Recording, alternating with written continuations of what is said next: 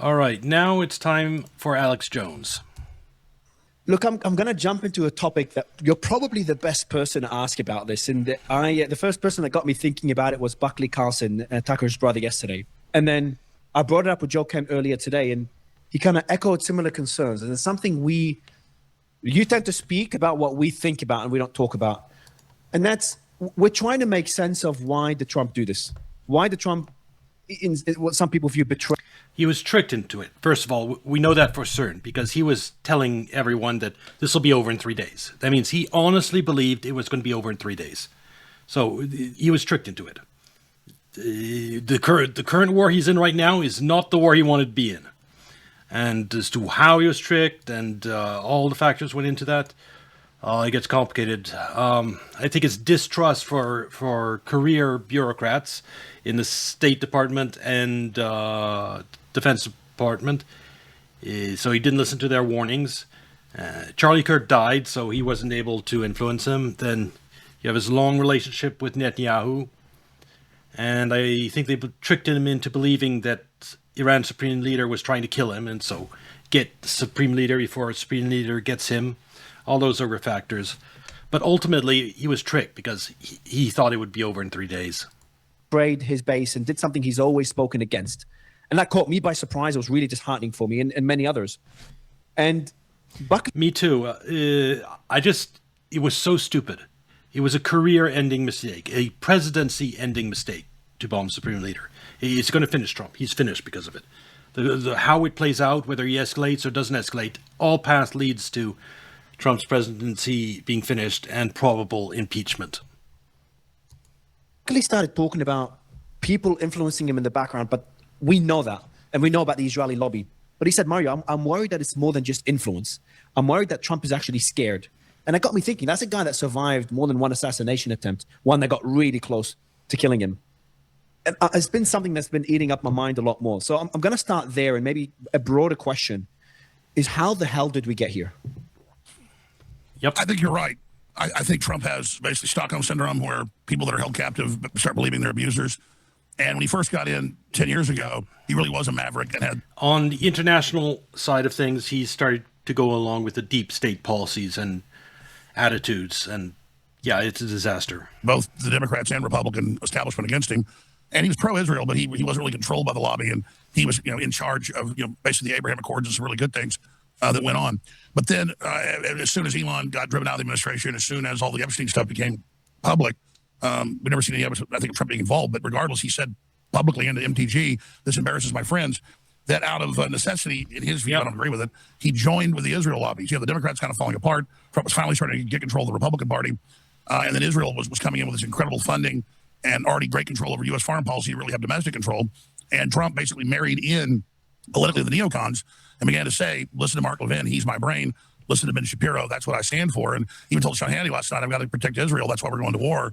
I've got to worry about other countries. So he's saying the opposite of America first and really starting fights and coming after some of his biggest supporters. America last.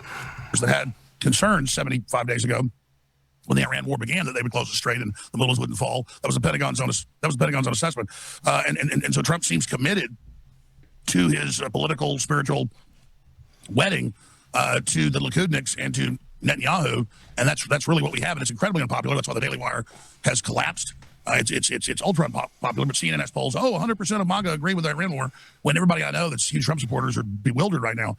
I don't think I know that, not just with Epstein. You only have the normies like Asmongold, which Asmongold was never a die-hard Trump supporter. In fact, he didn't vote for Trump last time, and he's not a Trump. Over Democrats, he leans towards Trump. There's that, but he's nowhere really a MAGA person. But overall, when he gets out of office, the Asmengolds of the world, that is who Trump is left relying on now. The people that know nothing about international affairs and the reality of situations in Iran or Russia or Ukraine. And he's pretending he still won the war in Iran. Trump intends that he's already set pardon the entire administration retroactively, like Biden did for the first time, and that he then believes the powerful Israel lobby that has so much media control and corporate control in America will be able to protect him. So Trump is not just making a deal, I think, out of fear, but a deal out of power to continue on his power and kind of a rearguard action once he's out of office by basically putting the Israel lobby in charge domestically of the United States. So this is really a hostile takeover of the United States by Israel. And everybody knows that I've never been the guy with a hard on for Israel saying Israel ran everything or had all this power. They were always one of the top lobbies, controlled our foreign policy. No, watch my video on the ETF and its history that I put out, my big connecting all the dots video. I don't even mention Israel, I don't think. The Middle East. And we're certainly jockeying for control. But at this point, Communist China has less control over agents and spies of influence in the U.S. than Israel does. Israel now is under the control of Netanyahu, that particular camp, in control of the United States more than anybody else, including the American people, and they're in control of the President of the United States. And so that's just a fact. You can't deny it. Netanyahu's talking about how they're a superpower now. They're on a big power trip. And so it's just a reality. And that's where we are right now. And that's why we see Trump behaving this way. Yep. What was your reaction when the war first started? Like, what first crossed your mind? Was it shock? Did you expect it to be a couple of days campaign? What was your reaction? What was your reaction as it continued evolving? And my reaction was Trump committed political suicide. I was saying that from the very first weekend. And it's a disaster for him. There's no good outcome for him from this. Nothing he can do to change the situation around. Well, I knew back during Midnight Hammer last summer that Israel wanted regime change. They said so. And I knew that as soon as... That's not hard to say. Israel has wanted regime change in Iran for decades. Trump declared victory on the uranium, that Israel would start saying, no, they've still got uranium, and it's like WMDs in Iraq. It's just always an excuse to continue on forever. And Israel was saying we want regime change, and Trump was saying that, and then would back off of it later, and then wouldn't say what the aims were. But now, as Rubio said last week, well, we've got to, win this war and shut down Iran so that things will go back to the way they were before. Well, before we struck them, or Israel struck them and dragged us in on February 28th, and we went in on March 1st, the strait was open. And Iran had passed a law after Midnight Hammer last June, July, that their parliament had, that if we struck them in any meaningful way, that they would close the strait, which all the analysts said they have the full power to do. That was obvious to anyone. In fact, even Trump knew it. He just thought the regime would collapse. That's it. Obviously, if the regime collapses, they won't close the strait. So, but the regime didn't collapse. Continue to keep it closed. So the Pentagon told Trump, don't do this. The middle won't fall. 92% chance, people can look this up. If they don't fall and they close the Strait of Hormuz, and then it'll then derail the world recovery and the rest of it. So at one level, Israel wants to take out Iran, and now they're saying Turkey and Lebanon for their Greater Israel project. They're being very transparent now because they're feeling so haughty, or I guess you could say a lot of chutzpah. But bigger than that is BlackRock and the globalists. They've been openly saying this is COVID 2.0. This is how they create a world recession to loan everybody all this money and bring the social credit score and all the rest of it. So this Iran war is really the banking class at war with the nation state and the individual to get us into greater debt. And so America and other places are the main target of this war, even more than Iran. That's why Larry Fink is so incredibly happy right now. And so that's the big picture. Before asking you more about this, I want to also bring up the Truth Social post. That was a surprise to me when he went off at you and Tucker and Megyn Kelly and others. One thing I'm not sure I'm in perfect agreement with him is the BlackRock angle. I don't see how this Iran war, even if it escalates into that destruction, I don't see how they'd be more successful in doing the equivalent of vaccine ID now that they were in the past. It'd be even harder now. There's a COVID changed situation. People won't accept something like a digital ID. Others. What was your reaction when you first saw this? Where were you? What do you remember about that day? Did it catch you by surprise? Because you're someone that supported Trump for so many years. I expected it because Trump's getting most of his advice from Mark Levin. Yes, they're trying to do a lot of things. Yes, they are doing stuff like arming government agencies, like the IRS, buying millions of bullets for the IRS, and stuff like that. But I used to be scared of that. Then Trump got elected. And if they lost control of the presidency, they have no hope of doing more wild ideas. No. They tried the vaccine ID. It failed completely, utterly, totally failed. Look how completely the vaccine ID failed. So yes, there are those who might want to try all these things, but they have no hope of succeeding at this point. The world has changed. And who was the main speechwriter for Sean Hannity, and they talk daily. And so Trump was already saying, if you want to know what I think, listen to Mark Levin. And Mark Levin was telling Trump, disavow Tucker Carlson, Candace Owens, Alex Jones, Megyn Kelly by name. So was Ben Shapiro at CPAC. They were saying, we're taking over the Republican Party. we're in charge as the neocons, as the Israel firsters, even though they're very unpopular. And so they were writing the talking points weeks and months before. And so when Trump came out and said, I'm going to destroy Iran, their entire culture forever, they'll never return, that's obviously nuclear weapons. And later he said, I'll turn them into one giant glowing crater. That was a nuclear weapon threat, and that's what all the analysts agreed it was. Yes, it was. So when he said that, I said, if he keeps doing that, he's be 25th Amendmented. But I said in that show with Robert Barnes, I said, I expect him to attack us now. That's what I want, is to force us out in the open. A few days later, after he attacked us, after we said that, he then said, okay, I won't nuke Iran, because that was turning even the Republican leadership against him, because the whole world would turn against us if we did that, and it would cause a radioactive cloud. Pakistan has said they might nuke Israel if that happens. So even the Pentagon and the Republican establishment, a bunch of senators came out and said, that's one angle I hadn't thought about, Pakistan nuking Israel, if Israel nukes Iran. And it's, it is true. Pakistan has a large Shia population, and if you nuke a Shia country, Shia Muslims, Pakistan would not be happy. And Hawks said, don't do this. So I knew when I said 25th Amendment Trump, if he continues, that I would get his ire. And it was a standard, you're all losers, you're nobody, you don't matter. Well, if we don't matter, then why is he talking about us? The truth is, the four people he mentioned have some of the biggest audiences, out there. So I did it not to score points with Democrats who hate my guts and will put me in prison, not to, get away from being a populist, conservative nationalist. It's because Trump's getting away from that. I wanted to make a clear demarcation line that I didn't support it and put as much pressure on Trump to change course. And he did for a while. And then now he's back to talking about turning it all into a big glowing crater. He's talking about that because he needs a way out, and there is no way out. He's trapped in a burning building with no exit. His choice is just to stay in the building, slowly suffocate from the smoke, or desperately try to run into a different burning room and burn even faster. That's the escalation route.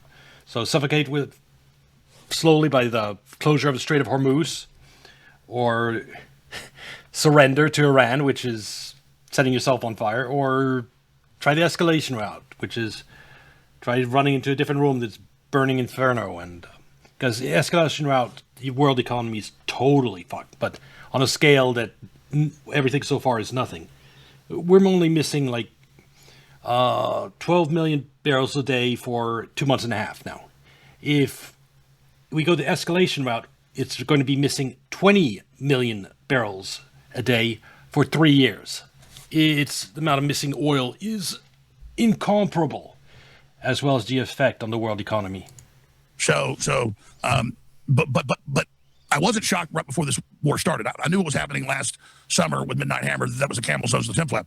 I was shocked a year ago when he ran off Elon Musk and started covering up Epstein and saying, you're not MAGA. If you question Epstein, you're stupid. Yeah, something happened then.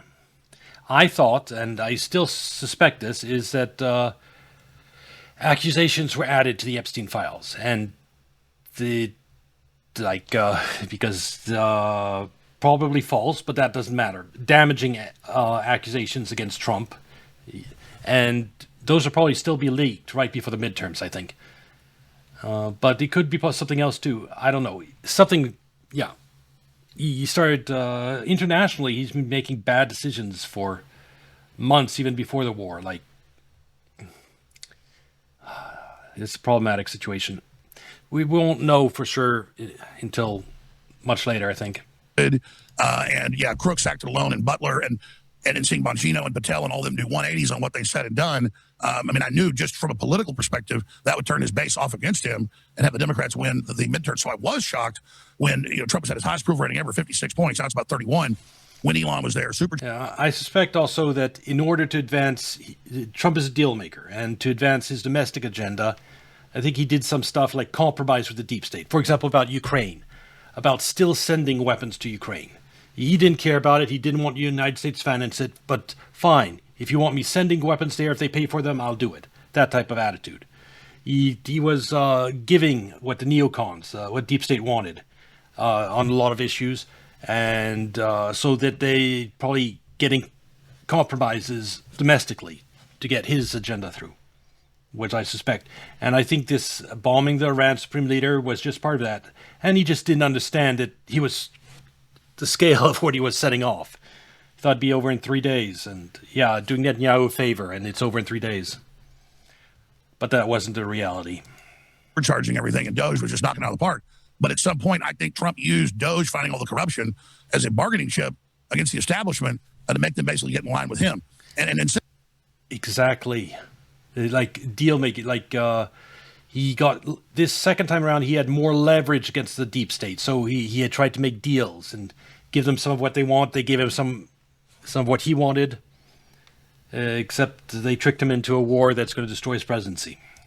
Since then, we've seen most of the corporate media kind of back off Trump. We've seen, the corporate stations kind of get in tow. Yeah, have you noticed that? Definitely, the media is pro-war. And supporting Trump to the extent that he's, fighting Iran. It's most pro-Trump the mainstream media has ever been is on the Iran topic. Trump didn't understand how the deep state worked. He didn't understand the Cold War laws, where a president can really control the corporate media.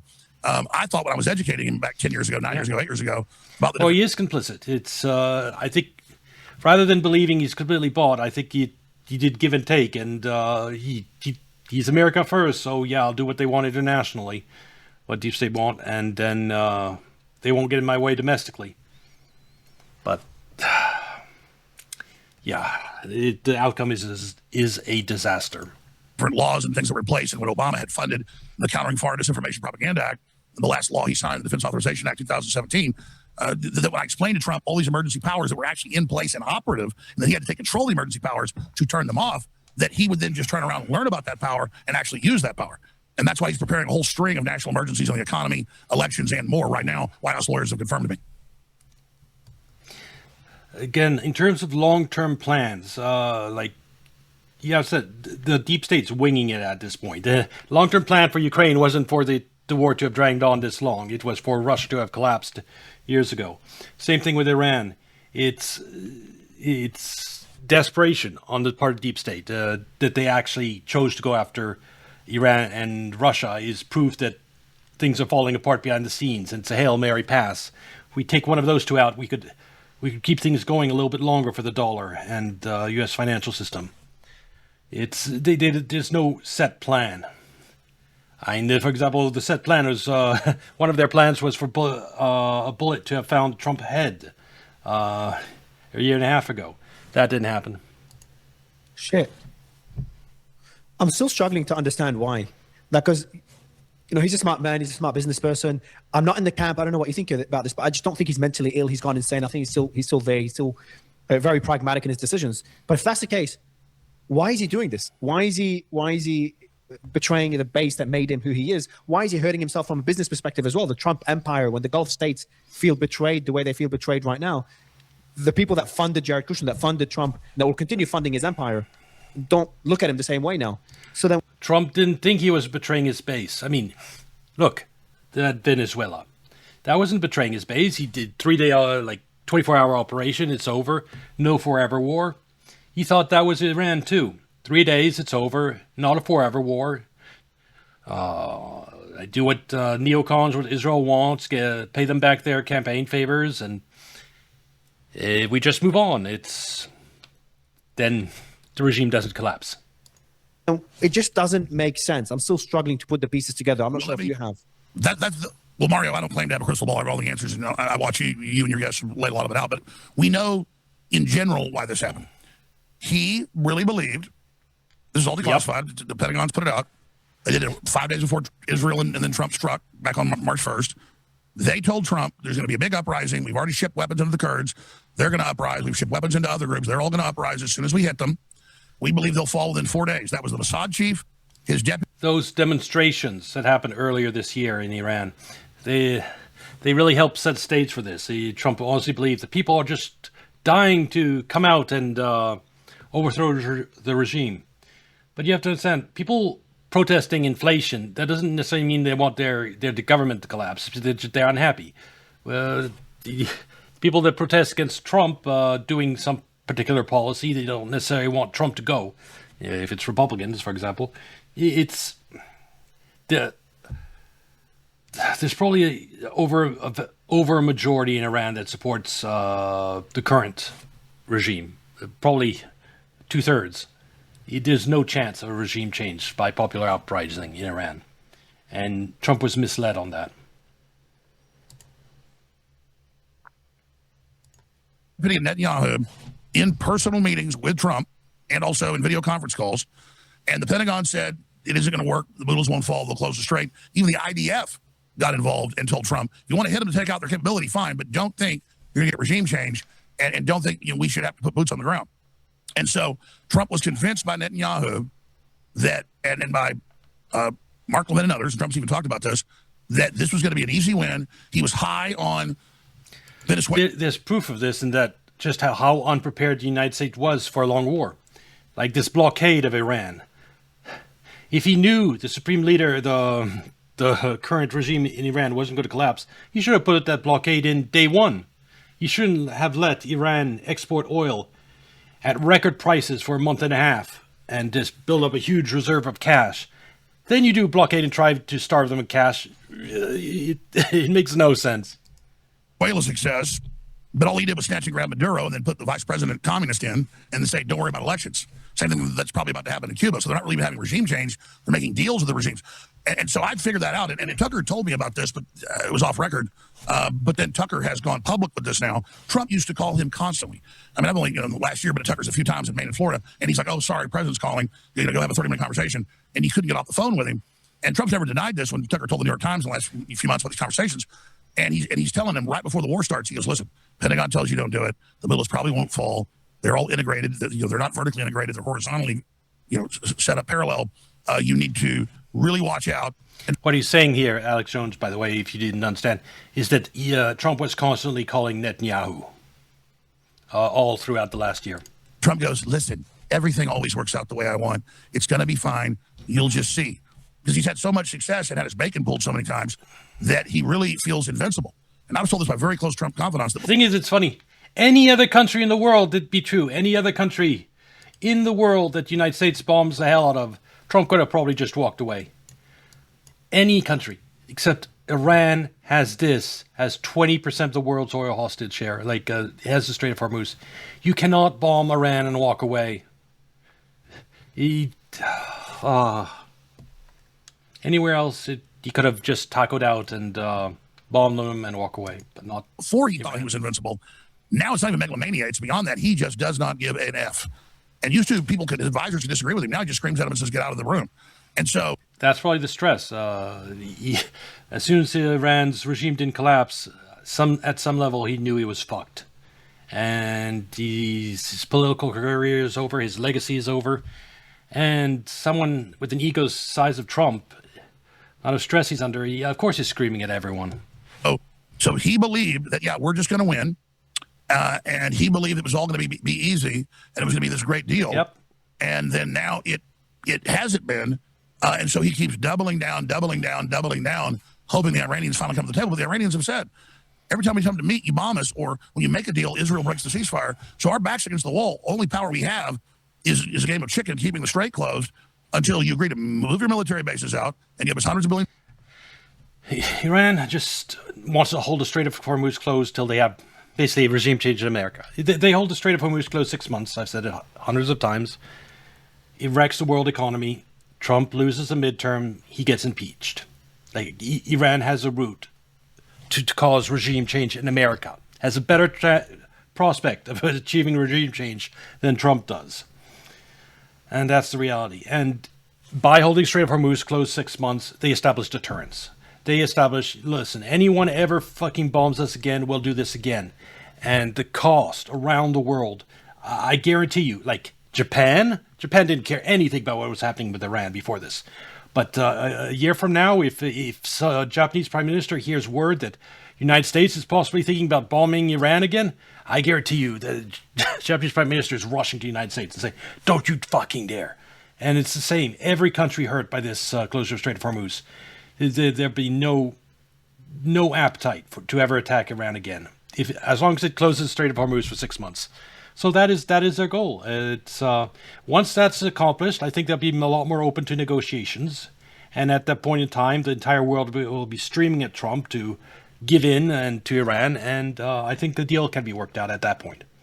But before then, I don't see anything happening because Iran hasn't established deterrence yet. Millions of dollars in reparations and allow us to control the Strait of Hormuz to take our toll. And Trump's already gotten halfway there. So it's a war of attrition. The Revolutionary War lasted 6 years, started in 1776. The British military had never been defeated. But George Washington lost every battle for the first 5 years, but persevered through attrition. And then the last year began to win. And the British had other wars and had to pull their troops, so they made a deal. And so that's where Iran is. Trump's like, oh, we sunk all these boats. It's not a blue water navy. It's not about offense. Oh, we blew up all these 18-wheelers. Okay, you dropped. Yes, and Asmongold repeats this as if it has any type of meaning. Iran its navy was never important. It's like talking. It was never a naval power, so why highlight the destruction of its navy? Dropped 20-something thousand bombs, the U.S. and Israel, on Iran. And Trump would get his briefing, and he would ask not for technical details or numbers. He wanted to see things blowing up. Okay, so I don't think he's a little kid or mentally ill, but still, he admits, you see all those explosions? Well, we dropped 7.6 million large bombs, more than 10 million rockets and other things. So, we're up at 14, 15 million here. Bombs on Vietnam over 15 years. At one point, we had 600,000 troops there, and a bunch of my family were Vietnam vets. These were tough soldiers, okay? On average, they tougher than ours today. And we got our ass kicked because the Vietnamese had AK-47s and hand grenades and wouldn't give up. So, and the Iranians are just as formidable. Yeah, if bombing could produce a regime change, wouldn't Vietnam have been regime changed? If we couldn't regime change Vietnam, why would anyone think we can regime change Iran with bombs? So, we've won. We dropped 20. And in Iran's case, we don't even have boots on the ground. 2,000 bombs on them, not 7.6 million. So King George III couldn't beat America because we wouldn't give up. And America couldn't beat Vietnam because they wouldn't give up. And the Iranians already have standing orders from their mullahs that if you hear a mullah says give up or surrender or do any of this, you must believe we've been compromised. Don't follow that order and shoot the officer that gives you the order. So the Iranians are all, They keep saying, the Iranians are weak. They're decompartmentalized. They're compartmentalized. They're all autonomous. All their regions are armed to the teeth with weapons. Now they admit they probably got 7% of their missiles of what they did, and Iran has not even begun. 70% of what the missiles they had before the war, they still have now, and they're building more. Fight, and that's just a fact. People go, "Oh, you're a traitor. You're with the mullah side. You must be on their payroll." No, that's what the Pentagon told Trump. So Trump is King George, and he is in year one of fighting the colonies basically right now, and so he can decide whether he wants to go 6 years or stop now and declare victory. And that's really. But the problem is the Iranians won't believe a peace deal, so they're going to press to humiliate Trump and sink the global economy, and then Trump gets the blame. So they know they hold all. Iran needs to inflict a loss on Trump to establish deterrence, so that any future president, I think, someone proposes attacking Iran, the PTSD of just how bad it was last time. No way. Yes, so holding Strait of Hormuz closed 6 months accomplishes that. If Trump wants to do it now and really accept humiliating concessions to Iran, you could probably get the straits open now, but there's no way that happens. Trump will never even consider it. So we're in a situation where either he goes mad and escalates things now, or probably 3 months from now, the rest of the world gets together, twists Trump's arm, and says negotiate with Iran to end this on their terms. This is going to end in a loss for the United States, no matter which path it takes. All the cards up above them, BlackRock and the globalists don't want a global recovery, and they actually want to sabotage Trump. So all through him thinking one-dimensionally through Netanyahu and Mossad, he thought he'd have this big win, look like a hero, which he's obsessed with, peace and fast victories. So he couldn't get Russia. He got Venezuela. Now a lot of experts believe, and now we see it happening, because he's not getting what he wants in Iran, he'll move on Cuba. And again, he may be successful there. The point is, it all has a casino, wild-eyed gambling feel to it. I saw a video or an article about Cuba. Cuba has apparently has a lot of drones, Garand drones, the same style that are being used in Ukraine, and its range is basically here, this region here. So like the coast of Texas, and then up through North Carolina, or maybe South Carolina and Texas.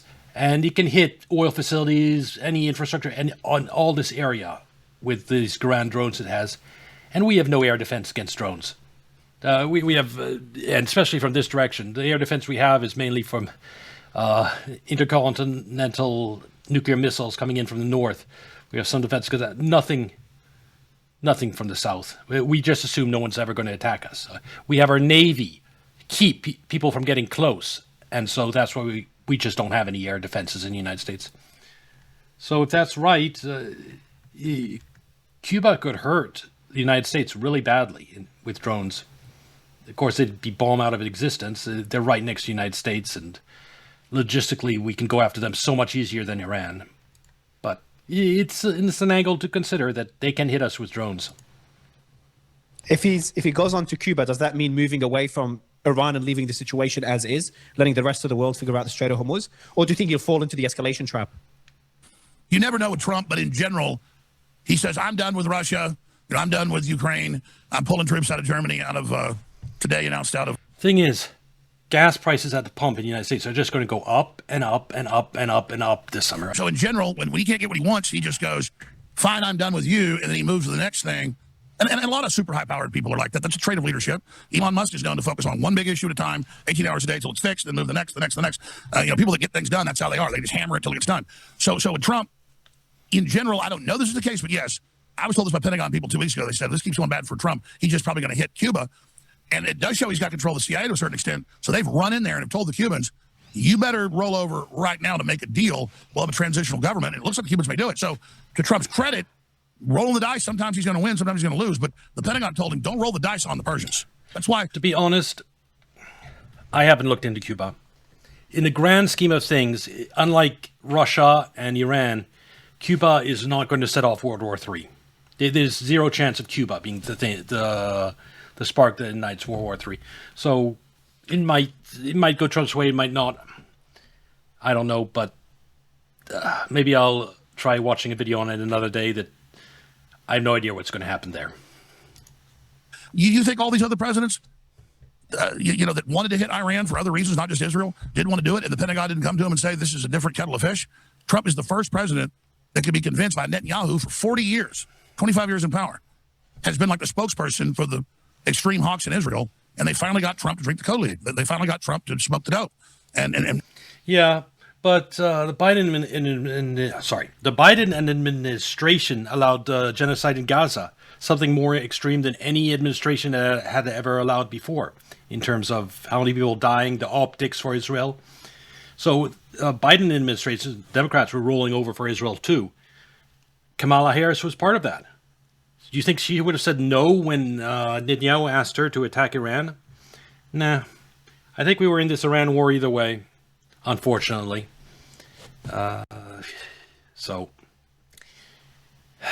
this Iran war was inevitable.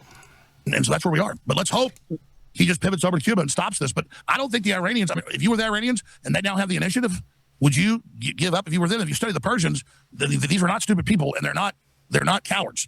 And so knowing the Iranian psychology, which is why the Pentagon said don't do it, it's not going to end well. And again, Israel's going to continue to pressure Trump to stay in and say it's a disaster. You'll be a failure if you don't win, because Netanyahu has been convicted, indicted. He needs this crisis to continue. Yeah, that's what I've been saying. Netanyahu, he needs a win here, or he's finished. He needs a continuation of the war. He has corruption charges hanging over him. But up above him, the central banks, the BlackRocks, as I said earlier, they want this to be the detonator, like they use COVID for a world financial collapse, so they can consolidate control. Which I'm going to ask you about in a second. Thing is, the reason I don't buy the narrative about BlackRock wanting this for world financial collapse is that world financial collapse is inevitable. It's called the dollar's collapse, and it will be happening in the next 10 years. This narrative that they want to collapse, no, they're trying desperately to prevent that collapse. That's the entire point. But them wanting to implement more social controls, like something like the digital ID or vaccine ID, that's true. And they might try to use any upheaval as a result of Iran to do that. But I don't think they'll have any more success this time than they did with vaccine ID. In terms of him walking away, obviously Israel and Netanyahu want this war to continue. That helps distract the world from what's happening in Lebanon, from what's happening in Gaza. That continues to weaken Iran, allows them to... That is the one difference, biggest difference between me and Alex Jones, is I believe the evil that we're fighting is the Treasury's Exchange Stabilization Fund. The people involved with that are... And their purpose is propping up the dollar. And this Iran war is an outgrowth of that. And, of course, Israel. The Zionists are definitely part of that, too. The conspiracy he's fighting against is BlackRock. And yes, BlackRock's involved in everything like that, but I don't think... I think the two conspiracies we think have different aims and different purposes. And so we have small differences in that department. To continue advancing their foreign strategy, their foreign policy strategy. If that's the case and Trump walks away, does that show that maybe either Israel doesn't have that same stranglehold that we all fear, or they've bit off more than they can chew? So maybe is there a possibility that Trump is pissed off at the intelligence he was given that dragged him into this war, and he may turn on Israel? That's me being hopeful. But I've been saying this for a while, that there is a possibility, and that could be a good outcome out of all this, is that Trump sees what happened in this war. Problem is, he probably is ticked off at Netanyahu, but there's nothing he can do. He is presenting himself to the Asmongold of the world as if he's won this war. How can he publicly get mad at Netanyahu for a war he's won? If we're winning this so hard, why is Trump suddenly saying bad things about Netanyahu? Doesn't make sense. To attack Netanyahu, he has to admit that this war is a disaster. And that's one thing he is not prepared to do. So he is basically stuck in an alliance with Netanyahu, because both of them are trying to present this war as a victory. And it's a ridiculous situation. So he's probably mad at Netanyahu, but he can't admit that. How he was misled by Mossad and Netanyahu, and that's the early turning point in U.S.-Israeli relations. Is that a possibility, or far from it? Zero for now, because that would be the same. Any break between Netanyahu and Trump would be an admission that this Iran war was a disaster, and Trump isn't ready to make that admission. Well, that's exactly what Joe Kent and Tulsi Gabbard and even the vice president have been pushing. They said don't do it beforehand, and they've said to Trump, the only power Netanyahu has is that you're backstopping him. And believe me, Trump is not like Netanyahu. That whole act you see, I've confirmed people in the room. Netanyahu was the first foreign leader in 2021 when they stole the election to call up Joe Biden and congratulate him. And he wouldn't even take Trump's call for months. Okay? So Trump remembers all that, but Trump also knows who helped give him hundreds of millions of dollars to get him into office. And so he's been trying to pacify Israel. And he does, like Mark Levin and others, not realizing their own. Why? What is it about Mark Levin? You've mentioned him a few times. I don't get it. If you compare the viewership of Mark Levin versus you guys that Trump was criticizing, that just doesn't make sense. How does Mark have Trump's ear like this? Here's the way to explain this. And this is an inside baseball quick story, but this has since come out, so I can talk about it. Take somebody like Roger Stone, who's known Trump 50 years, or 40-something years, almost 45, whatever it is. And he can talk to me anytime he wants. But on the phone, Trump kind of listens but doesn't. But if Trump sees something on Fox News or CNN or ABC or NBC, but particularly Fox News, it just gets to him, and it's like he's mesmerized, classic boomer thing. So Roger... Is Asmongold a boomer too? Because he's memorized by the same shit. Back in 2016, and right through, when he wants to get Trump to do something, he doesn't buy ads nationally on Fox. Those are $1 million a piece. For local cable, you've got half network, half local. You can buy for a couple $1,000s per ad in D.C. Not now people know about it. Now it's like $500,000. Or in Palm Beach. And it's not just Roger does this. Everybody does this. Lobbyists do it. They all do it. You buy ads from a pact with just your message to Trump, an audience of one. And when he's in New Jersey for even a weekend, they've already bought ads on his schedule because he religiously watches Fox News like 3 hours a day at least. That is just... It's one reason he's connected to his base is he's watched the same news but yeah, it means he's very propagandized Trump, just like Asmongold. That's why I call it the Asmongold War. Sometimes it's that completely believing the Fox News attitude that got us into this war. Sometimes 4 or 5. And so if you want Trump, it's like Fox News has him hypnotized. That's what you've got to do. And I told the story. I'm forgetting. Why did I tell the story? What was your question? Mark Levin. Oh, yeah, Mark Levin. So Mark Levin's one of the lowest rated people on Fox. But Trump's known him for a long time. And if you watch Mark Levin, he's just sycophantically, he's a boomer. He's the same age as Trump. And they just simpatico. And I say boomer. I've got, a lot of friends, a lot of family that are Trump supporters, very smart, accomplished people. And out of 100 people I know well, 2 of them support this war. And they're both boomers. One of them is my dad. And he's like, no, I know it's terrible. And he got set up, but our national pride's on the line. If we do this, we're going to fail, so we got to go all the way. And it's just something about being 80 years old. This is how these people are. And They still believe the United States is a superpower, and the idea of losing to Iran is unthinkable. And someone's 80 years old. They were around when the United States was indeed an absolute beast and powerhouse in terms of military. And they don't realize the extent that that has degraded over time. You outsource your manufacturing, you have no ability to maintain your military long term. it's a boomerism. And so he knows how to basically brainwash Trump, and they talk constantly. And basically, if you want to know who to blame, I mean, Trump says almost every day, tune into Mark Levin. He knows what to. We talked today, and Mark Levin's like, Mr. President, you got to do what Harry Truman did in Japan. You know what he did at the end. You got to show the world you're strong, Mr. President. Pedal the metal. Do whatever it takes. Nothing's off the table, sir. So just thinking, there's people in Russia right now that are saying the same thing. They must surrender, or they're going to kill us all, sir. Meanwhile, if you look at any war game analyst PR firm, I mean, if the U.S. nuked them, we're the demon forever. Radioactive clouds. Pakistan probably nukes Israel. India nukes them. Probably into the world in most RAND Corporation studies. But regardless, stock market plunges. Trump is world. Yeah, the world is fucked. Wide were the villains. This isn't 1945, and Japan hit Pearl Harbor. We are sitting on top of Iran, punching him in the nose. That's how the world sees it. Israel has the lowest Gallup approval of any country in the world. Great way to put it. We are sitting on top of Iran, punching them in the nose. Yeah, we just, in the middle of the negotiations, go in and bomb their supreme leader, their pope. Yeah, that does not make us the good guys in the eyes of the world. But I mean, Trump, I confirmed this happened 3 weeks ago, a month ago. He had the Pentagon called in, and he said, let me see your attack plans for nuclear weapons in Iran. They said, we're not going to even brief you on that. We'll resign if you ask for it. So that, according to Alex Jones, that actually happened. Trump wanted to see the attack plans for nuking Iran. Oh, good God. I've heard that a few times. No, Tucker was really worried about it. Tucker was really worried about it. Listen, I don't just have White House sources. I've got sometimes the best sources are mid-level or low-level. And I got calls about a month ago and about 2 weeks ago by people at Army Special Operations Command up in Fort Bragg and in Tampa. And these were generals and colonels and people that are pro-America, pro-Trump before, but they were already saying, hey, we got some problems, so be ready for some big issues. We may not follow some orders if they come down. And this wasn't the left saying overthrow Trump because ICE is totally constitutional. This is the military. Hey, pass it on. Yeah, we may have a problem here. And because they all understand it's Israel. Yeah, I actually might react to the Asmongold video tomorrow. There's no reason I really need to react to it tonight.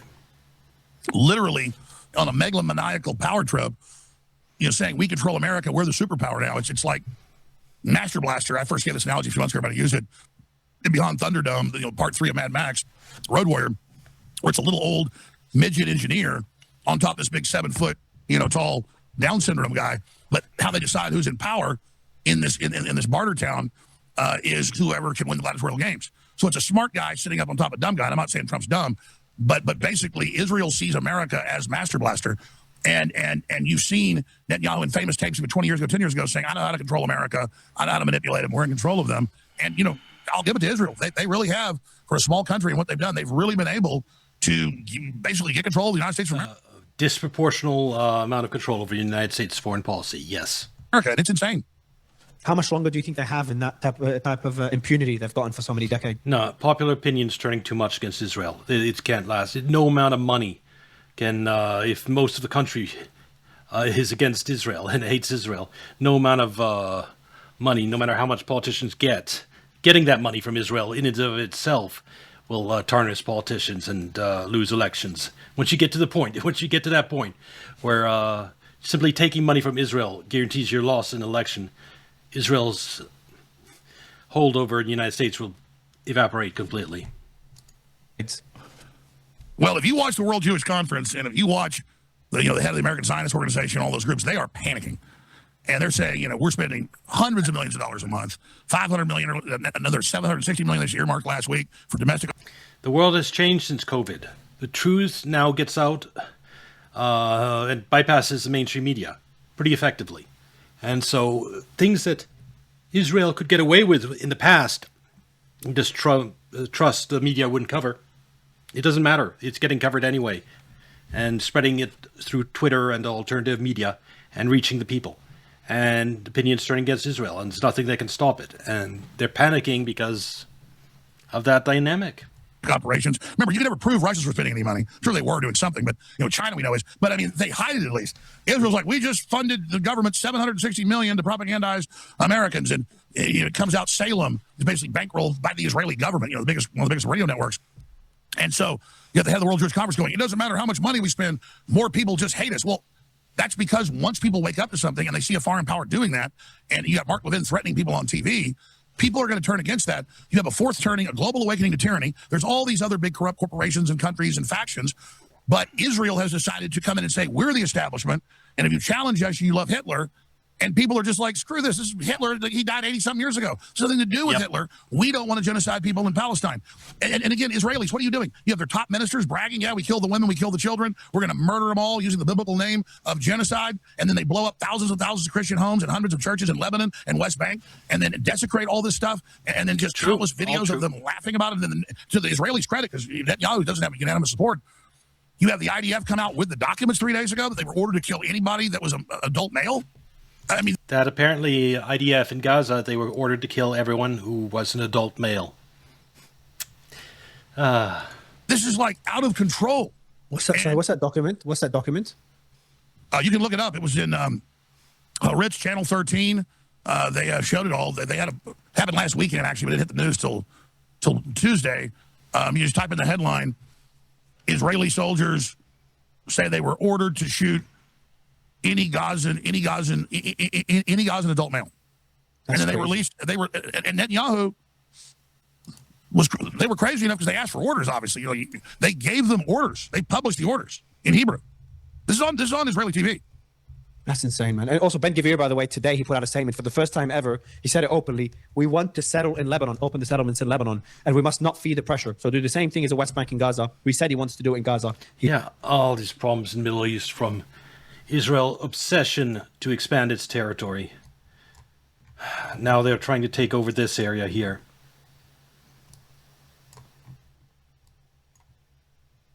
Right there. They've already taken over this huge area from Syria. Of course, they're going after Gaza.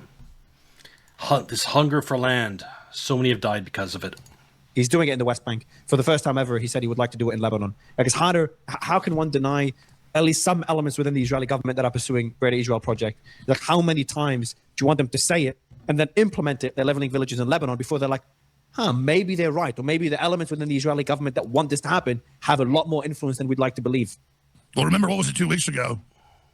The Israelis called it the Gaza formula or the Gaza plan for Lebanon? Yeah, Gazification. Yeah. And here's what Alex Jones was talking about. No. Israeli soldiers ordered in Gaza to kill every man they saw. And then you look at carpet bombing of the Christian areas and their churches. They go, oh, we blew the church up on accident. And they go in and chop Jesus' head off and desecrate Mary. And again, I don't want to have a hard on for Israel. Israel didn't used to be this out of control. But this is a nightmare situation. It was always fairly out of control. I mean, they were funding ISIS that was genociding Christians in like 2011. That's pretty out of control. Maybe they're a little bit more open about it today, but still, it's more that the media landscape has changed and more of the truth is getting out. Rather than Israel suddenly having become monsters, it's more like the world is seeing the truth more now. And what happens is the more the world turns against Israel, Israel now more than ever needs to suck America in to defend it, because Israel already says, we're surrounded. We basically lost the hearts and minds of the Middle East and the world. Yeah, we've backed Iran off militarily, but they just want to get it on, man. They want to have the big war. They want to have full control. I mean, you saw a few months ago, Tucker interviews the Israeli ambassador of the U.S. I mean, he's really the U.S. ambassador to Israel, but he really is the ambassador of the U.S. Huckabee, he goes, so you twist this Bible verse about Israel getting, the greater Levant or whatever, so you're saying they can basically have most of the Middle East. He goes, yeah, they can take it all. So like you said, remember a month ago in Lebanon where they were taking over, the Israeli... Yeah, it's the 6 million Holocaust figure is exaggerated. That's much is true, but it did happen. The Holocaust did happen. It just the number is inflated. I still think it's I'm completely guessing here. It's 2 million, but 2 million, 6 million, it's still a lot. Israelis were already doing advertisement events and having people come in to look at plots of land they could prepare to buy, and they tried to spin it and say it wasn't true. And like you just said, the guy even crazier than Netanyahu will probably take over, dies from heart problems or prostate cancer or whatever, which I hope he doesn't, because the guy you mentioned is even worse. I mean, imagine you go on TV and say, well, yeah, we're going to exterminate everybody. These people are all subhuman. And at the World Jewish Conference, you've got one of the heads of one of these big banks going, I'm a goyim, but I serve you, and you are superior, and I'm going to do what you say. I mean, this is like Nazi ideology. And I don't think most Jews are into that, but in the age of the internet, folks, the Israelis need to know when they've got their, I'm not even looking for this stuff, Mario. I know you aren't either. I don't even care. Oh, yeah, the headlines just keep coming in terms of Israel, and I can't react to all the videos. Hear much of it. Now that I'm coming from Israel, it's just so sick. I feel like weird even hearing it. I get like 10 clips a day on Israeli TV. Just, ha, ha, ha, we kill the women, we children, we kill everybody. Yeah, we're taking Lebanon, F them. Next is Turkey. Turkey has the biggest conventional military in Europe other than Russia. Yes. Turkey is militarily a monster. Israel, only Iran probably is stronger than Turkey. It depends on what areas. Ballistic missiles, Iran is better, but other areas, Turkey might be better. Turkey is even harder to take out. I mean, big time, folks, than Iran. And so, like, Israel is like a nah. Look at geography. Iran is bigger than Turkey. Is just a mountain fortress. This is Turkey. Yeah, there's lots of mountains here, but this is a bigger area of mountains. Both are formidable, but I'd give the edge to Iran.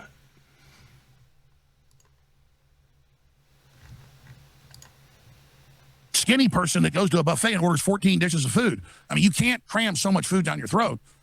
And so, I'm just like watching a crazy person commit suicide, but they're trying to drag us with them. I mean, I don't want to blow up Israel. I'm not anti-Israel. I don't wear secret Nazi underwear. I don't got a Hitler armband on. Hitler was horrible. And you start screenshotting the comments that say nasty things, by the way, because they just removed their accounts and or comments. Then other people don't believe me, or yeah. It's problem is with comments on the internet. Did they come from a real account? Like there are wackos on the internet in every country, and you can't use comments on the internet, anonymous Twitter posts and stuff, to as real solid evidence against in any respect, unless they're like from a verified account that's long established. But I'm just sitting here watching this, and I guess sometimes people become what they were abused by. You know, they say with child molestation victims, over half of them generally end up being pedophiles themselves. So most pedophiles themselves were abused. And so I have to say, at least this permutation of Netanyahu and the kind of the Polish Ashkenazis, that he represents, they got brutalized by Hitler. There's no doubt he did that. And so I think they've taken on the traits of their abuser and are now, they're behaving like Hitler, and all of us are the Jews to go to the concentration camps, the Gazans and everybody else. And, and then they're up there with the Israel lobby saying they got to get me, we better watch out. We're coming for you. And so I'm just sitting here in a nightmare situation, just hoping Israel comes to its senses and stops where it's too late. Alex, I got a more personal question for you. Thing is, Israel's one day going to lose the support of the United States. Then what does it do? It has turned so much of the world against it. And it's going to have to compromise so hard. I don't know if it can give back land. I mean, this is assuming it survives as a nation state. I don't know. There is karma, and a lot of people in Israel, they are innocent, but the Israeli government has done terrible things, and some of them, it's bad. Now I remember something we discussed privately a long time ago, and I've asked you that question. I'm going to ask it again. You might not remember. Is that you've been covering this longer than most of us, and a lot of us watching now have been watching you since we were much younger. And you obviously supported Trump as the person that could be fighting the establishment early on. Yeah, here we are. Do you ever feel like it's like just kind of, I wouldn't say giving up, but kind of lost faith in the system, if you know what I mean? Oh, no, not at all. For one thing, I am different from Alex Jones in that the conspiracy I am railing against, it's doomed to collapse. A 5 to 10 year timetable. Hopefully, sooner it happens, the better it is, because less people get hurt. But so there's that angle. And so, but also because the situation's improving. Like Pizzagate is now known to a huge part of the world. People know a lot more about what's going on in Israel and Gaza and the problems, opinions turning against Israel. And Israel's a core part of the deep state, its control mechanism over U.S. policy. And so the very fact of a huge number of the U.S. population turning against Israel is evidence that one of the pillar of the deep state's control over the U.S. is crumbling. And a lot of others, yes, everything, most things are headed in the right direction. So I am still optimistic. What's this about Alex Jones posting? Yes. I 100% support the Israeli government's systematic destruction of 35,000 Christian homes and churches in southern Lebanon. Video, Israeli invasion force level historic monastery and school belonging to the Sisters of the Holy Savior in southern Lebanese border village of Yarun. Why is the Western media not broadcasting the heroic humanitarian efforts of Benjamin Netanyahu? I am so proud of the Israeli ambassador of the United States, Mike Huckabee.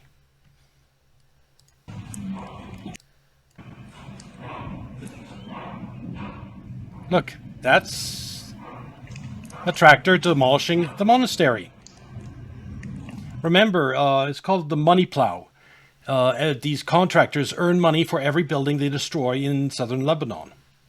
It doesn't matter if it's a monastery or a church, they still get money for it.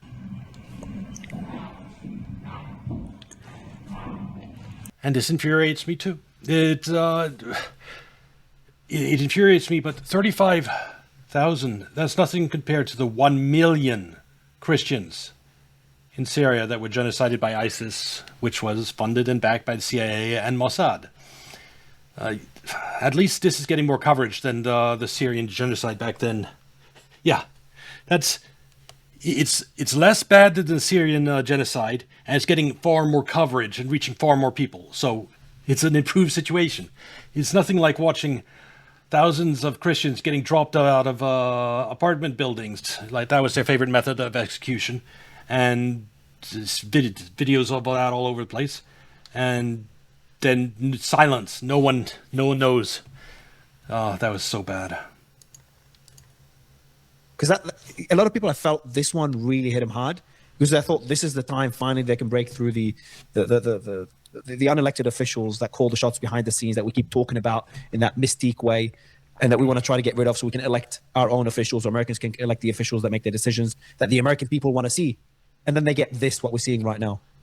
Have you gone through a process like this?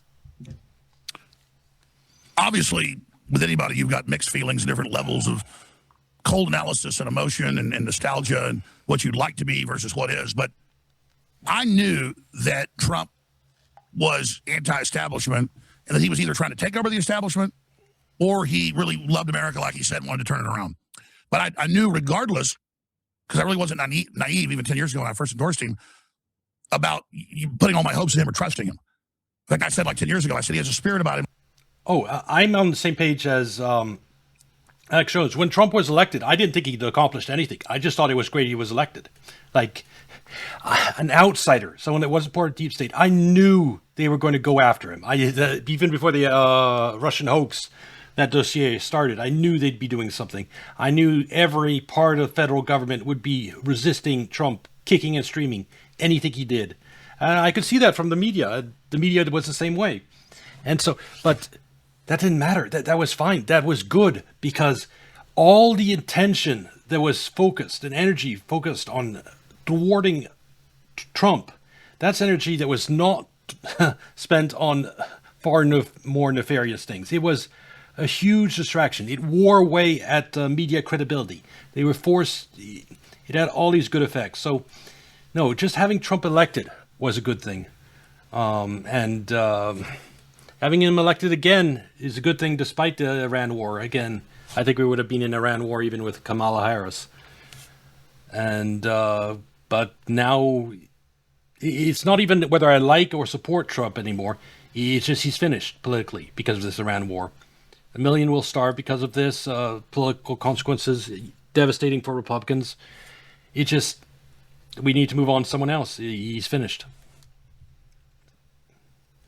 And like he's got the Holy Spirit, but also the devil. He kind of flickers in and out. And I've said that on air. You look at Alex Jones says Trump maybe the Antichrist. I've said it many times, even before the betrayal. He got a devilish look to him, but also he does a lot of good things. His aura, I don't actually see an aura, but use that as an analogy, kind of goes red to blue. It's like flashing back.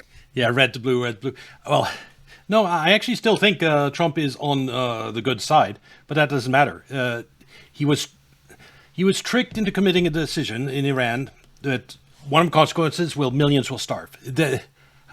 When you make a decision that has consequences that bad and horrible consequences for the world economy and for everything else, yeah, it's just, I might think he's still trying to do the right thing, but when he failed that badly, he is the leader. It was his job not to fuck up on this scale, and he failed.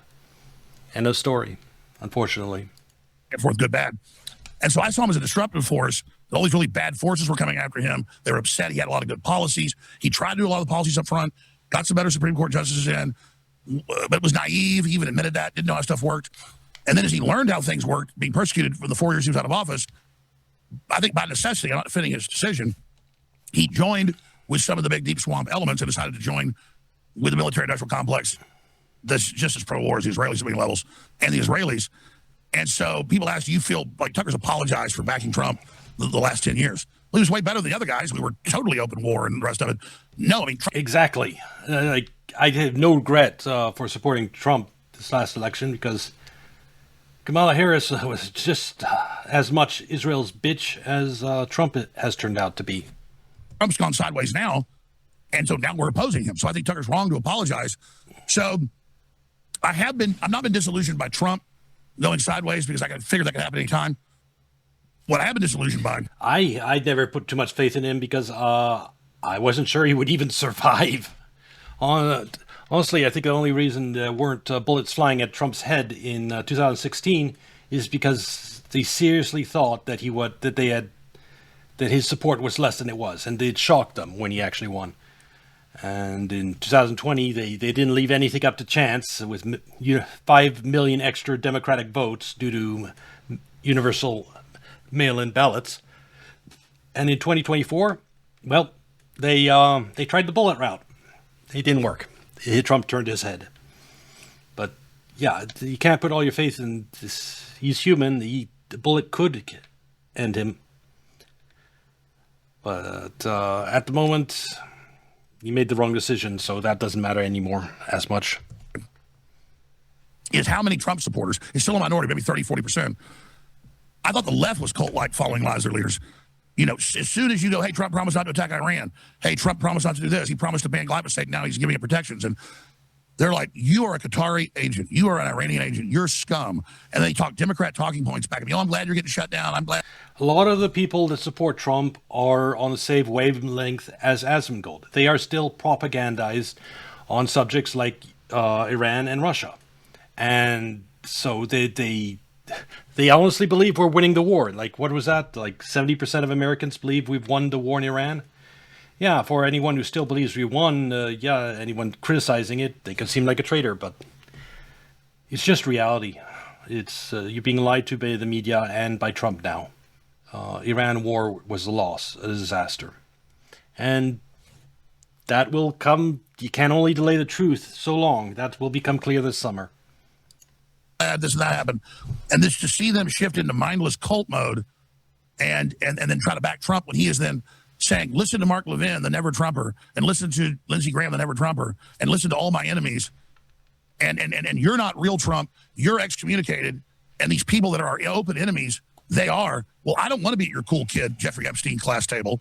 I was never MAGA. Make America great again. That sounds great. How about make America free again? How about make America virtuous again? When America was great, it was free. Both are the same, pretty much. From that, comes the greatness. So I was never MAGA. I liked it. Okay, make it great again. But I'm same as Alex Jones here. Trump was clearly not establishment. He was clearly not the uniparty. He was clearly outside the system. And that alone got my support instantly. There was something else to discuss. Honestly, if it had been Bernie Sanders that had won the primaries back in 2016, and he'd been against Mitt Romney instead of Trump, I would have been Bernie Sanders, because Bernie Sanders it's changed since then. But back then he was not establishment in the same way as Trump. So what was it? He said he was calling for the audit of the Federal Reserve at one point, I think, Bernie Sanders. Yeah, he's definitely someone I could have voted for back in 2016. It's not about party affiliation. It's about corruption and honesty. I'm all about 1776. So when Trump's like, you're not MAGA, well, you bet, because I'm not whatever you change with the wind and say it is. I have my integrity, and you wrote in on that, myself and many other populists. So, but at the same time, to watch him, I mean, I agree with you. I don't think he has dementia yet. I think he is exhausted, sometimes overworks. I mean, if I worked as much as he did at 79, almost 80, I'd be a vegetable.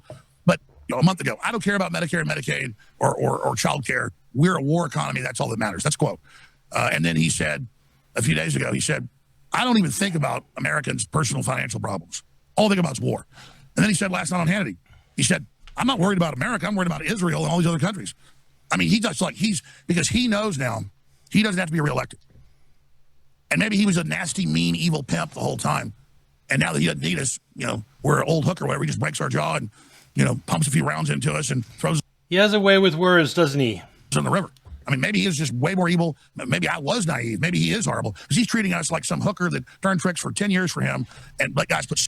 No, he isn't evil. Again, he thought the Iran war would be over in 3 days. He thought he was just doing the same thing we did last year in a 12-day war, where at the end he bombs Iran one time and then it's all over. We all go home and we're happy.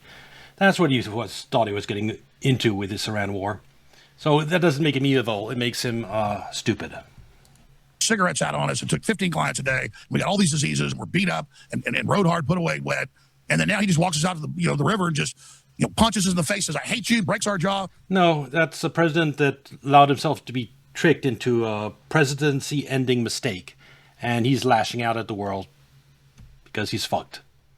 And I expected it. I have said it since the start of this Iran war that Trump must be under an insane amount of pressure. And he's going to lash out and behave erratically. It's nearly guaranteed. Pulls out a revolver, pumps rounds into us, and kicks our dead body in the river. Because that's how it feels. He's like, I'm not America first. I don't care about poor Americans. I don't care about your economic plight. All I care about is Israel. I mean, that sounds like he's demonically possessed to me. But then I want to... Aliens, demonic possessions. Don't stay clear of those topics, at least when I'm watching, Alex.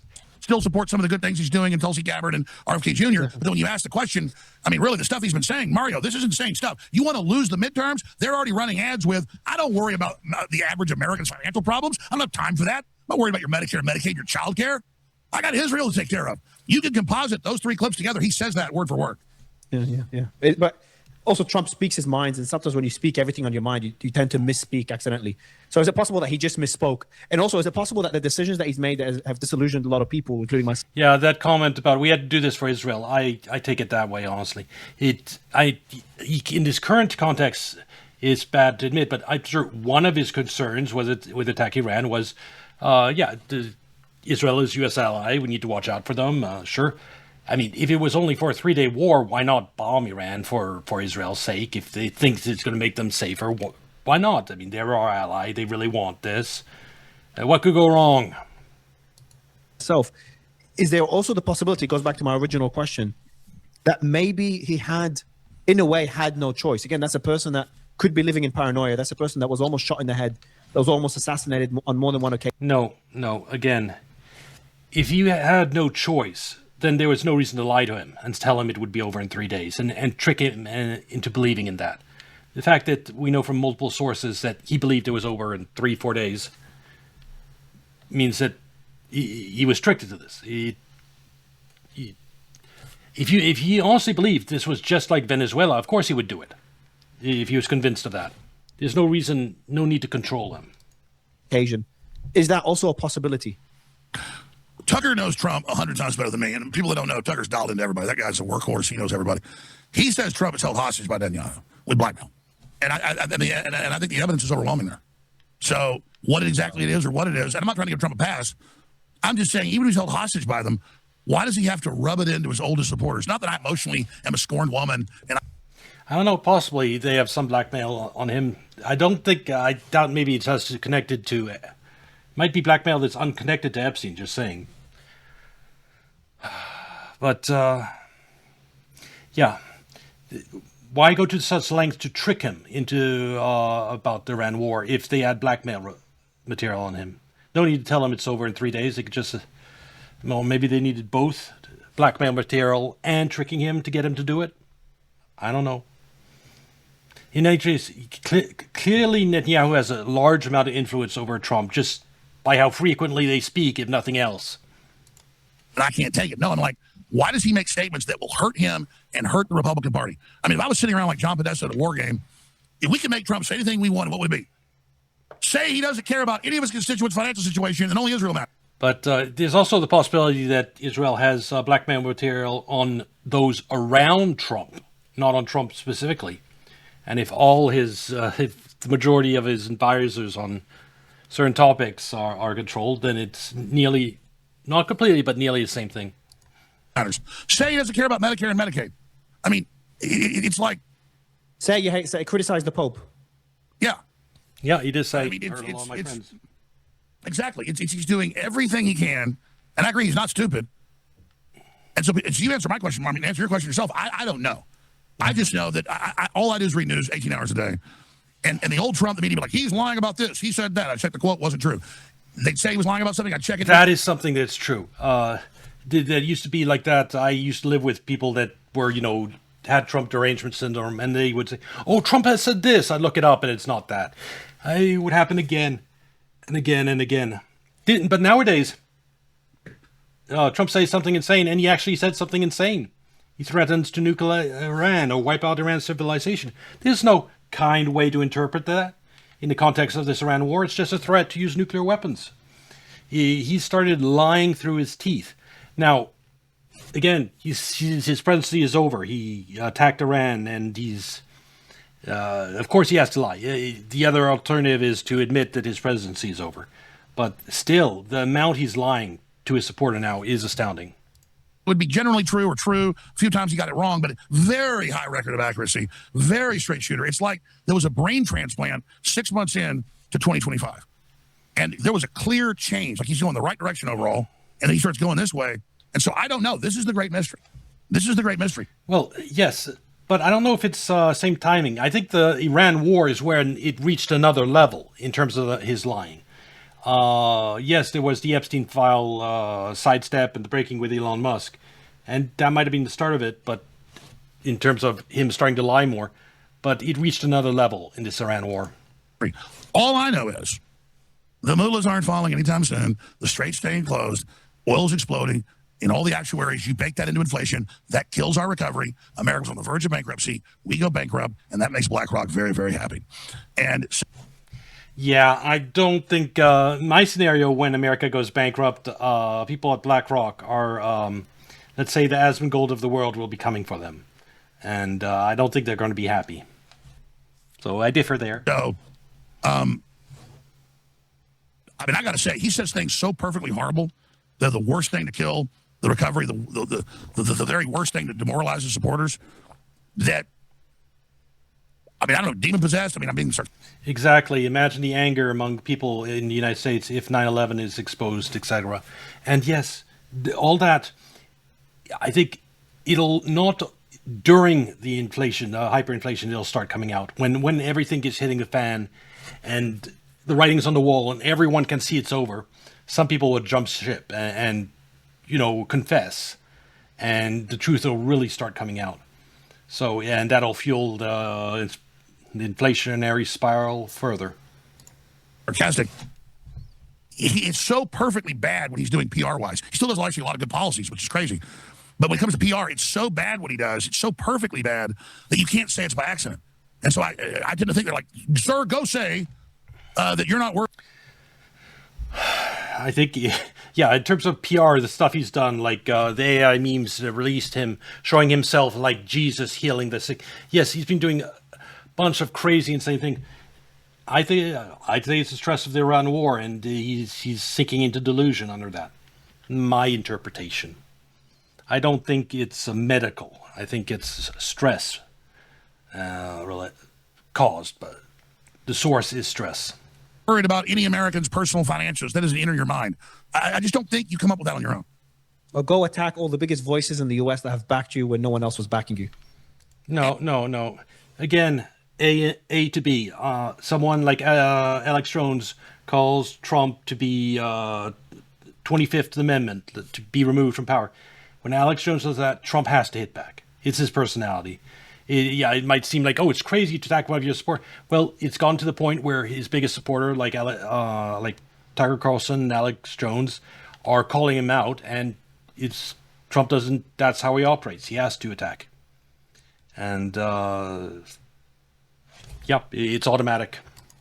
And back, neocons. I mean, Ben Shapiro, with billions of dollars of funding out of Israel, it was up to $2 billion, did come in and kind of dominate for a few years as the biggest. They had him on talk radio. They were just financing and all. When the culture war was what mattered most, yes, Ben Shapiro did well during that period. Now, with the Iran situation, Israel is much more important, and he is not really on the right side with regard to that. His average video on YouTube is 7 million views. The average one has like 5,000 views. Mark Levin's average video is 1,000. A few years ago it was 10,000. I mean, you could point a camera at drying paint and have 1 million views, so can I. Elon gets Trump on. Yeah, I've heard that said a lot, like about Asmongold. Asmongold who could make drying paint interesting. It's an exaggeration. Drying paint is just boring. Even I wouldn't watch drying paint, even if Asmongold was watching it with me. 1 billion listeners. Okay. We reach hundreds of millions of people every week.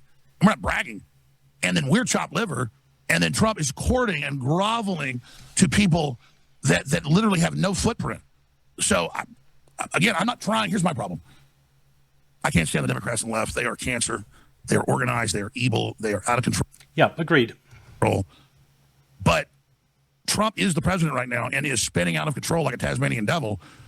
I love how he speaks. Spinning out of control like a Tasmanian devil. Accurate, too. So, yeah, it's just a terrible situation. You see Democrats, which nearly guaranteed to do very well in the midterms, and Trump is responsible for that and for completely wrecking the global economy. And that's the reality we live in. Hopefully, maybe Tucker Carlson can come in 2028 and save us.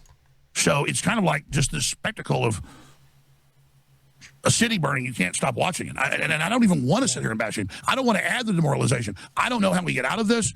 I don't know where this goes. You know, he's been thinking about nuking Iran. I mean, it's a lunatic asylum.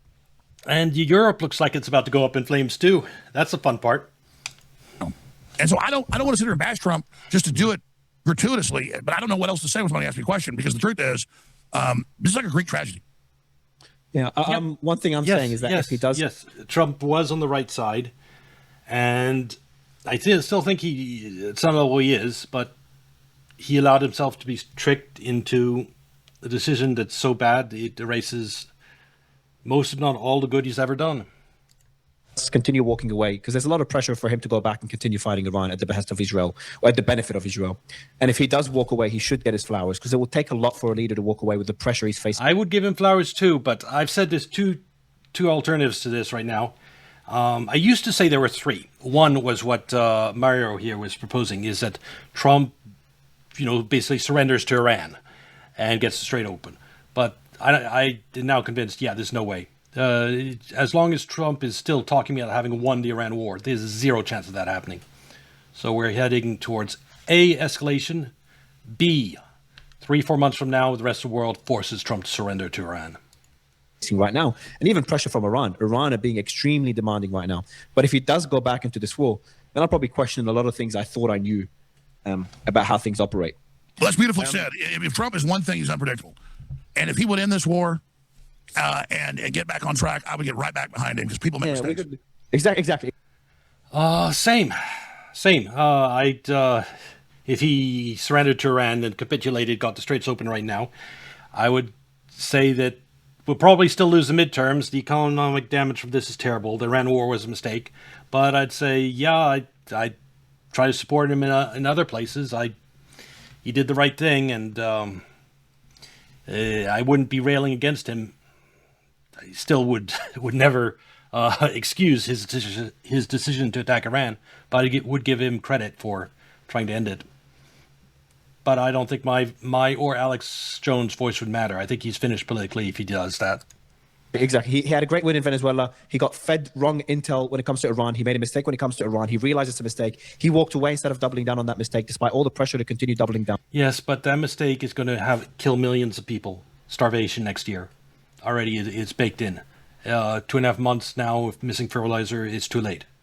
It's set in stone. So when you make decisions that kill millions of people, you can't undo those. You can't. Down. And if that walking away also leads to, because walking away is horrible for Israel, Alex. If he walks away right now, Iran will be more powerful than ever. Controlling the Strait of Hormuz, the Gulf countries have to learn. And Iran ought to know that, and I agree. They're being belligerent, though, because they hold the cards. But they're being too cute by half. I agree with you. They need to make a deal, have their strategic victory, get their toll, and get us out. I agree with you. Iran is being a little greedy here. Yeah. Well said. Last thing I disagree with Alex Jones on that one. It is being realistic. It needs to establish deterrence. It needs to... if they do what you said and do any type of deal now, any type of deal they do, United States in another year can bomb them again.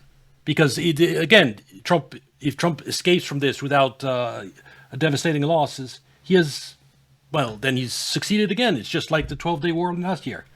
There'd be no deterrence, and Israel pressure to attack would be there all the time, and Iran gets attacked again. No, they need to hold the Strait of Hormuz closed until they inflict a loss, till they on the entire world makes clear that just attacking us every 6 months is not acceptable. What I want to ask you is about InfoWars and your journey. I remember, I think it was the first time we spoke, we had a space, it was me. So I invited you to do a space when you were reinstated on X, if I remember correctly. Elon joined, Vivek joined, Andrew Tate joined. I remember you were all talking. People say that was probably one of the most epic interviews. That was amazing. Great job on that. Yeah, a lot of views. And from that day, it was kind of the return of Alex Jones. And since then, you've just built a following again. You've got Alex Jones has turned out to be right on a lot of topics recently, like SPLC funding right-wing terror, left-wing group, supposedly anti-racism funding like the Ku Klux Klan. That's then of course there's Pizzagate and Epstein. There's what else? There was a bunch of other ones that he's been right on. And being right, if you're a commentator, it's the best type of credibility to get. Your swagger back. And what's happening now with InfoWars? I saw the news. I'm really interested to know what your plan is and how that fight is. This is interesting. Well, thank you for spending time to care about it, because I know I've survived so many times like a cat that has 9 lives. People think, oh, yeah, cry wolf, chicken little. No, I mean, it's been declassified. The CIA commissioned under Obama's orders, the DOJ under Obama, Trump declassified this to his credit early last year, year and a half ago, to come after me and find something. Well, they couldn't find it. So then we've deposed them. They admit it. They came up with this plan to claim I did this Sandy Hook stuff. People have done Google searches. From the year it happened, for 6 years, no Google search with my name in Sandy Hook. I never even hardly covered it. Had a couple guests on. The internet thought it didn't happen. I covered it a few times. And so Hillary, hey, guys, turn that off up there. They got the crew up here fired up. I can't hear it. Football game or something. I can't hear it. They're having a good time up there. Sorry. Let me just get back to what I was saying to you. So the Sandy Hook, yeah. So, folks, just look it up. And it was Tucker actually talked to Elon. I later learned a month before and said, Elon, go check the logs of X. Notice Alex Jones never talked about Sandy Hook. And Elon said that in the interview that you conducted with him and I, he said, I looked at the logs. It's true. You didn't. I mean, I literally had like 3 interviews about it with a debate about whether it happened or not, because it was a huge viral thing forever that it didn't happen. And I did 3 interviews on it. And so Hillary runs $25 million of ads the last week of the 2016 campaign. It is true that back when Sandy Hook happened, he did talk about it back then and did say it was a hoax back then. But apparently he hasn't been talking about it for years. And so, yeah, defamation case makes no sense against him. And then I become the Sandy Hook guy. We later learned that this DOJ-funded group, they call the families, just 3 of the 20 families, had a PR firm and raised $300 million off my name, saying I was persecuting him, doing all this. They do that for a few years. Then they sue me. I'm found guilty by the judges in a Texas and federal court, defaulted. Defaulted. No jury trial. No looking at any evidence. Just, fuck you, you're guilty, pay. It's called the death penalty sanction. And then they have show trials. Summary judgment. produced by HBO. They get $1 billion judgment in Connecticut, $50 million judgment in Texas. And then I start fighting them in other courts and going through all this. So then the DOJ can get involved in a bankruptcy. They came in 2 years ago, did a fake auction with the Onion. Yeah, this is why I stopped content creation back in 2011. Maybe it's a little arrogant of me, but I thought I was pretty damn close to the truth. And I wasn't reaching anyone because back then it was prior to COVID. There was no Asmongold, no free X, free Twitter. And I didn't see prospect of reaching anyone. And just look at how they fucked over Alex Jones. And I know they fucked over other content creators this way too. Judge said that's illegal. You didn't do an auction. It wasn't a real auction. Bloomberg was financing that, Michael Bloomberg. That got shut down. Then they turned the power off a few times because you're in bankruptcy. You have a receiver. They're not supposed to do that. Judges shut that down. So then it got kicked out of federal court to the state court. And the same judge that ran the show trial here in Austin, Texas, she appoints a receiver. And so they want to like unplug grandma. They didn't want to have a big conversation. So they go, oh, the internet's not going to be paid anymore. We're not going to pay for any of this. Get out of the building by midnight, April 30th. So about a month before, I said, all right, April 30th is the end, even though I'm still fighting them in court, even though they can't legally buy it. Then once I hear that, they announced 2 weeks before that, oh, the Onion now owns it. They're back, the same lie. And no corporate media goes, hey, they lied 2 years ago. It wasn't true. Just look that up. They got overturned. Yep. They start selling merch, saying they're in the building to make people think we're not on air. Suddenly funds coming in dry up because listeners think, oh my God, the Onion owns it. No, they don't. So I'd already set up the Alex Jones Network. AlexJonesLive.com is the new website, has the live feeds, all that, Real Alex Jones. And so I don't own this. Our sponsor does. They can't shut down. We got a bigger studio getting built. I just hope that once the dust settles and everything, all the money that was taken from him unfairly through this lawsuit gets reversed and that he's made whole. Because, I know it's been rough on him, everything. The podcast studio. And so where it is the Onion hasn't gotten it. They're blocked in court. But the Texas court, under law, can't shut us down because we're on appeal.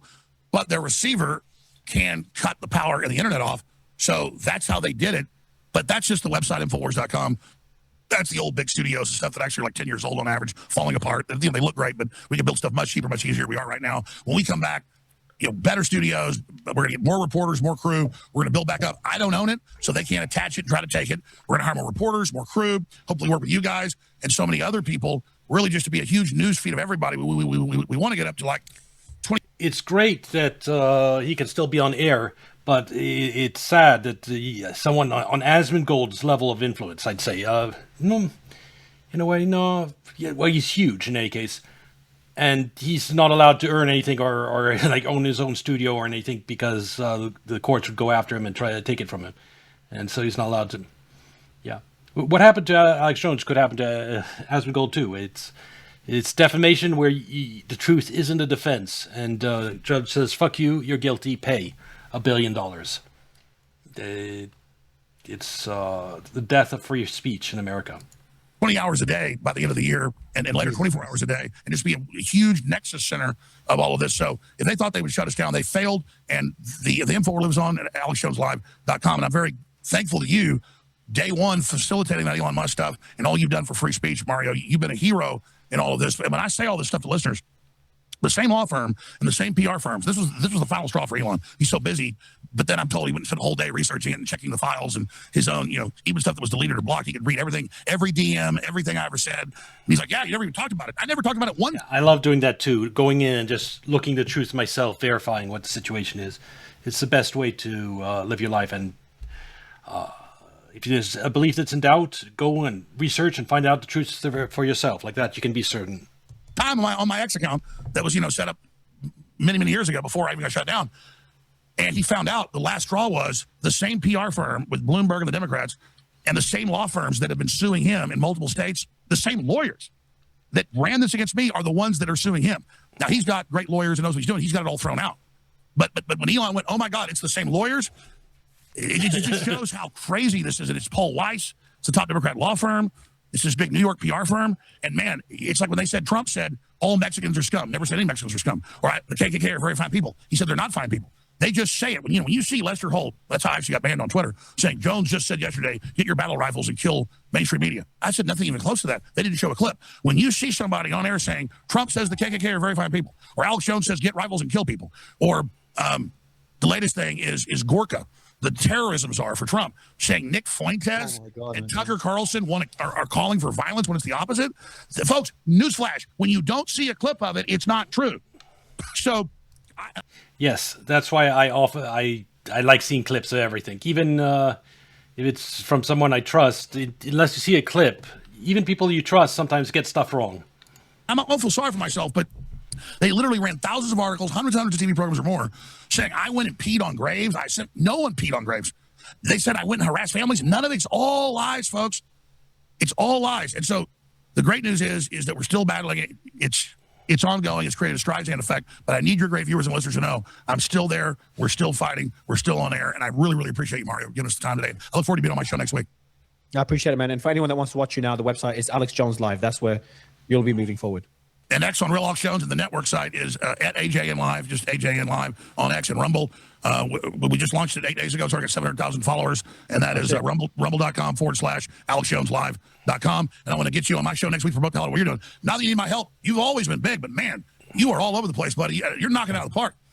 Thank you, man. I really appreciate it. Thank you for coming on. Yeah. Well, he's only 270,000 subscribers, and Alex Jones calls him big. 100 times as many subscribers as I have, so I have a ways to go. In any case, this was an excellent interview, and I finally was able to hear Alex Jones' perspective on the lawsuit, which is something I'd been wanting to hear for a while. That was great. And I agree with most of what he was saying, and this Iran war is a disaster, and Trump is finished because of it. In any case, this will be on YouTube. Like and subscribe. Come watch on Kick or Twitch. And I'll see you next video. Bye.